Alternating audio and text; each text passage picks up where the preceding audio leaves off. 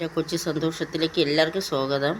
ഇന്ന് ഞാനൊരു കപ്പ പുഴുങ്ങി കടു താളിക്കുന്നതാണ് കാണിക്കുന്നത്. അതിന് വേണ്ടി കപ്പ വയലിലെ കപ്പയാണ്, നല്ല പെട്ടെന്ന് വേവുന്നതാണ്. ഇത് ആദ്യം ഒന്ന് തൊലി പോകുന്നതിന് മുമ്പ് നല്ലതുപോലെ ഒന്ന് ഉരച്ച് കഴുകിയിട്ട് പിന്നെ തൊലി എടുത്തിട്ട് ഒരിക്കൽ കൂടി കഴുകിയതാണ്. ഇനി നമുക്ക് ചെറുതായിട്ട് കട്ട് ചെയ്ത് വയ്ക്കാം.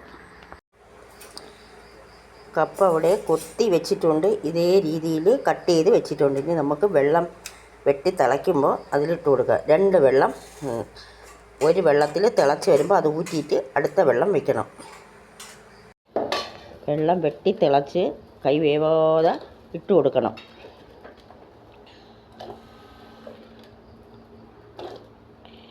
ഉപ്പ് രണ്ടാമത്തെ വെള്ളത്തിലേ ഞാൻ ഉപ്പിടുകയുള്ളൂ.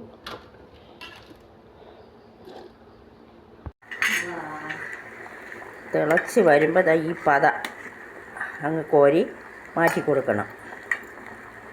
തീരെ പുക കൊണ്ട് കാണാൻ പറ്റുന്നില്ല, ആവി കൊണ്ട്.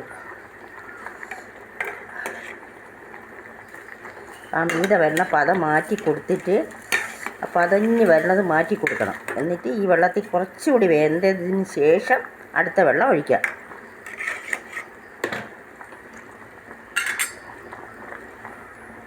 ഇനി നമുക്ക് ആവശ്യത്തിന് ഉപ്പിട്ട് കൊടുക്കാം. രണ്ടാമത്തെ വെള്ളത്തിലാണ് ഞാൻ ഉപ്പിടുന്നത്. അതൊന്ന് തിളയ്ക്കട്ടെ.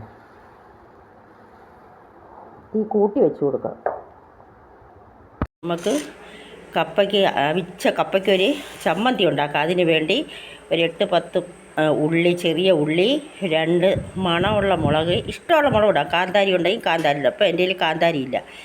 ഒരു അല്പം പുളി, സ്വല്പം ഉപ്പും കൂടെ ഇട്ട് മിക്സിയിലിട്ട് ഒന്ന് കറക്കിയെടുക്കാം.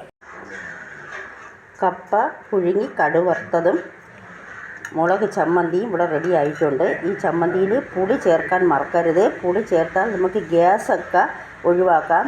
അല്പം വെളിച്ചെണ്ണയും കൂടെ ഒഴിച്ച് ചാലിച്ചതാണ്. കിട്ടുന്നവർ ചെയ്ത് നോക്കണം, അറിഞ്ഞുകൂടാത്തവർ ചെയ്ത് നോക്കണം. ലൈക്ക് ചെയ്യണം, ഷെയർ ചെയ്യണം, സബ്സ്ക്രൈബ് ചെയ്യണം.